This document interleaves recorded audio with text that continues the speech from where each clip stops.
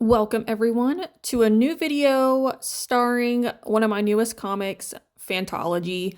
If you are new here, welcome. If you're not, welcome back. So in case you don't know, I like to do comics, mostly fantasy. I have currently 11, probably going to be 12. They're all fantasy based. Some of them have a lot of the same exact elements and characters, which I'm not afraid to reduce, reuse, and recycle. And on top of that, I also like to do dragons, dinosaurs, and anything mythological. You can check out my channel. I got plenty of stuff to look at. And a lot of these comics are actually available to look at already. I have, was this number 9, I believe, is what this is. So I've still got 2 more I gotta work on. But we'll get there when we get there. Let me just say, people. I don't draw people that often. Personally, don't really like drawing people. I am definitely like a animal artist. I can draw them, as you can see. They're just not very good compared to other things I do. So this will be a struggle. Obviously, as I've said in the past with pretty much all my comics, which most of them, I think all but 2 of them, well, 3 now, have people in them. So I'm gonna get plenty of practice over time. It's just right now it just sucks. But eventually I'll get better at it and I'll improve. So right now it's just a struggle bus for me, but that's okay. So just go along with it. We're moving on. Practice makes perfect. That's how I'm gonna get better, is through practice. So as much as I hate them, I have to just keep going with them. At least you can tell they're people. I mean, that is a plus, right? That's the only good thing about it. You know, other than that, it's just a struggle. But what Fantology is essentially it's them going to a school, so it's like academy setting, I suppose, where they're bonded with mythologies, the mythical creatures, pretty much. So obviously there's land, sea, and air. However, because sea is such a weird thing, sea doesn't bond either, just purely because it's in the water.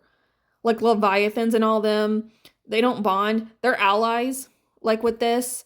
And like dragons as well. Dragons don't bond because they're such aggressive beings and they're just large and they just don't. Like, obviously they think they're above everyone, which I personally love dragons, so I don't really care. Spoiler alert, the main character actually does get a dragon. She even goes, oh, of course I get a dragon. That does come up, don't worry.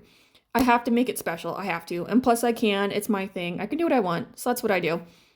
But pretty much it's set in modern times, but you have 20 candidates that get selected. So they're like prime candidates. They have to go through like a bunch of like tests and like training and whatnot to get approved. So if you get approved, you go to one of these schools and you just train, you get your bonded, which starts out actually as a baby because obviously when they're children, they're easier to bond with and you can grow with them and it just develops trust a little bit easier. The babies are the parents of the adults that are bonded here are actually, it's their children that they give up. So that way they're still close by. They know what's going on. That kind of thing. So they're not just like random creatures they find. They're actual babies from already bonded. So there should be 20 of them available for the candidates. So the babies kind of pick who they want to be with, that kind of thing.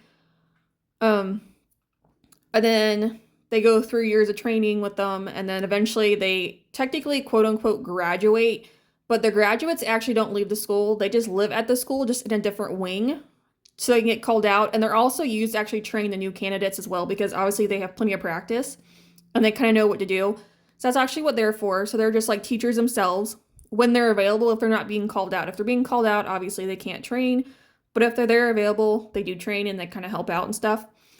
It's also just good for them to kind of see like how you're supposed to like bond and treat them and whatnot. So yeah, so all of the bonded, like even the adult bonded, are actually younger than the people, because if you're all bonding as babies, like there's years difference essentially. You know, now that I think about that, that's actually kind of interesting and weird. Ew, that is weird. Interesting. But then again, like the animal kingdom, they can have babies like after a year old, so I suppose it kind of makes sense, but it's also just, again, really weird thinking about it. So I guess in a way they're all children still, technically. At least, like, I guess physically, but mentally wise, they're all mature enough to be adults. I don't know. That's just what I'm thinking. Anyway, you know, after a few years of experience, you kind of tend not to be a kid anymore. But you can probably understand what I'm saying. So it's just kind of supposed to be like an important experience for everybody involved. And of course, like, also how you treat them and whatnot. So it's just a whole thing, but it's also supposed to be kind of fun because obviously, especially if they're flyers, you get to go fly up in the air. Obviously, you have your mixture of being air and land. So like your Pegasus and stuff, obviously both. You have a Phoenix is both those kinds of things. And then others are just straight up just land animals, which again is completely fine. That's just the point because they're obviously easier to bond with. They're a little bit smaller. So that's kind of what I was going with.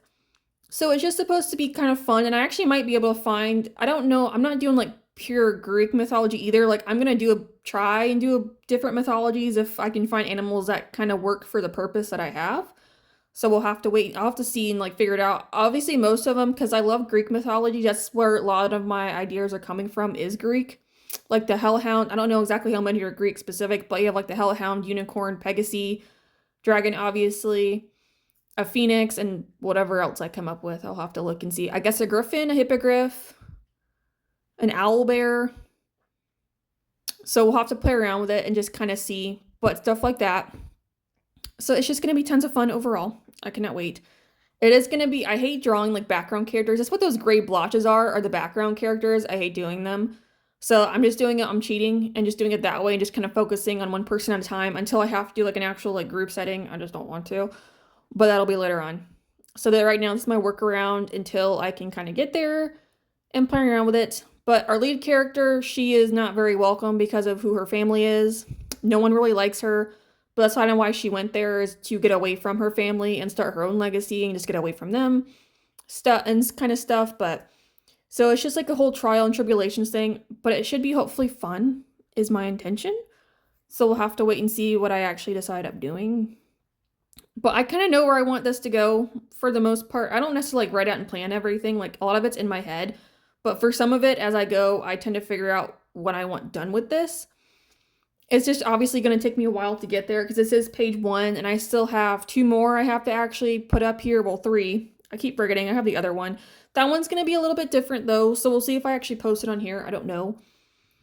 I don't want to say what it is yet because I don't even have anything for it created. It's just a thought in my head.